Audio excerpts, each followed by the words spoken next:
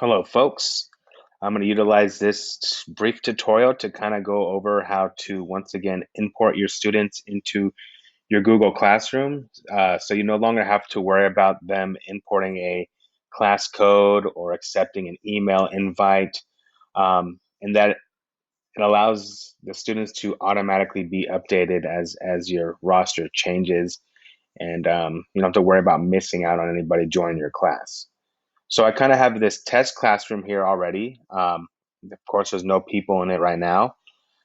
Typically, back in the day, you just give the students this class code and they would input this class code to join your course, or they would accept an email from you. But there's might oftentimes be that communication gap where students aren't checking their email and they don't get access and then they never join your course. So the easiest way is, of course, to use Aeries and link your Google Classroom to your Aeries account so that when students are added or when they leave, they're automatically imported into your classroom. So I'm going to go into Aeries right now, and I'm on my home screen at this time. Now, I already have my classes already synced and imported, but I'm going to just go over the steps with you to do so. You should have a little icon here if you haven't already linked. That will just tell you to add a website. Um, if you've already had one, you'll most likely have this pencil here, and then you'll have an option to link to a Google Classroom. So I'm just going to so happen to link. I'm going to try to link these students to my test classroom. So whatever Google classes you have open, you would have them listed here. And I'm just going to try to import these students to my test classroom.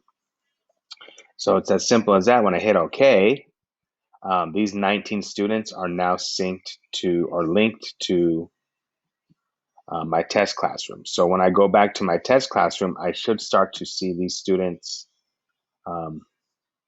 These students should start to populate, which takes a couple moments for them to do so. But you can start to see that these students are very slowly trying to